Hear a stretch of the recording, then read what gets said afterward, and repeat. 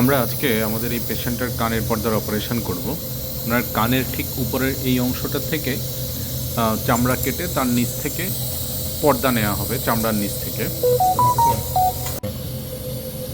এটা হচ্ছে কানের পর্দা হিসাবে যেটা আমরা ব্যবহার করব। সাদা এখানে যেটা দেখা যাচ্ছে অংশটা মোটামুটি আমার নেওয়া হয়ে গেছে।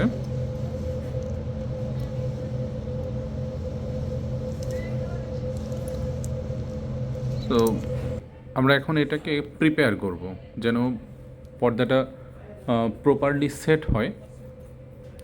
পর্দাটাকে পাতলা করে নেওয়া হয় সাধারণত এই অপারেশনে।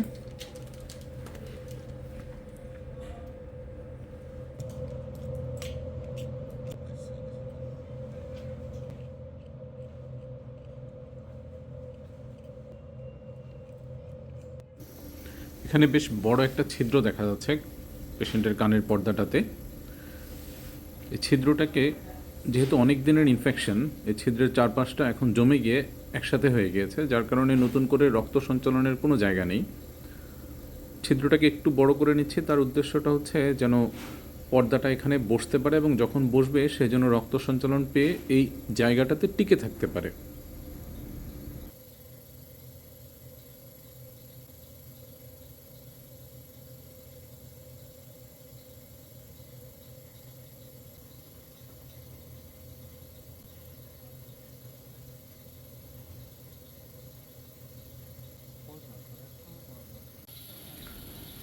পর্দার অপারেশনের প্রাথমিক পর্যায়ে কানের ভেতরে যখন আমরা অ্যান্ডোস্কোপ দিয়ে অপারেশনটা করি, যেমন আজকে আমাদের পেশেন্টের অ্যান্ডোস্কোপ দিয়ে অপারেশন হচ্ছে, পেছনে কাটাছাড়া করা হচ্ছে না। সো কাটা যেটা হচ্ছে সেটা কানের ভেতরে, কানের ছিদ্রের যেটা থাকে আপনার, সেই ছিদ্রের ভেতর দিক দিয়ে আমরা অ্যান্ডোস্কোপটা ঢুকাই। নিচের দিকে পর্দার ছিদ্রটা দেখা যাচ্ছে। এই এরিয়াটাতে পেশেন্টের এই যে বেশ বড় একটা ছিদ্র, এই ছিদ্রটাকে আমি আবার করে নিচ্ছি যেন আমার পর্দাটা বসালে সে যেন এই এরিয়াটাতে টিকে থাকতে পারে। এখানে কানের ভিতরে একটা হাড্ডি দেখা যাচ্ছে। এই হাড্ডিগুলো সাধারণত আমাদের শ্রবণ শক্তির জন্য রেসপন্সিবল।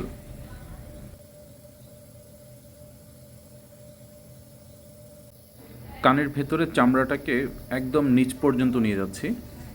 পিছনে হাড় থেকে চামড়াটাকে আলাদা করে দেওয়া হচ্ছে।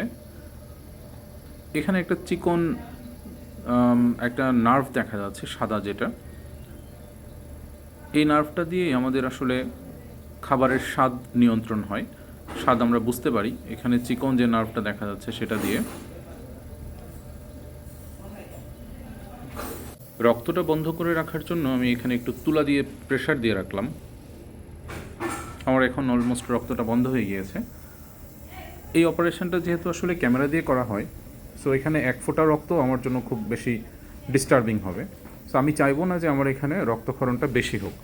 সাধারণত এই অপারেশনে তেমন একটা রক্তক্ষরণ হয় না। এখানে যেটাই দেখা যাচ্ছে সেটাই অনেক ম্যাগনিফাইড, অনেক বড় করে দেখা যাচ্ছে, যার কারণে অনেক কিছুই খুব বেশি পরিমাণে মনে হচ্ছে। যেমন ধরেন ব্লাডও মনে হচ্ছে যে একটু বেশি বেশি।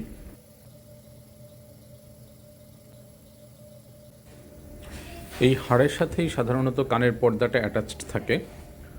হাড় থেকে পর্দার যে অংশটুকু বাকি আছে সেই অংশটুকুকে আমি সেপারেট করে ফেললাম। এখন আমি হাড়ের নড়াচড়া চেক করছি। অনেক সময় কানের হাড় ফিক্সড হয়ে গিয়েও রোগীরা কানে কম শুনতে পায়। সো একসাথে অনেক সময় অনেক রোগীর দুটো রোগী থাকতে পারে। এটা হচ্ছে ওনার নতুন পর্দা, যেটাকে আমি প্লেস করার চেষ্টা করছি।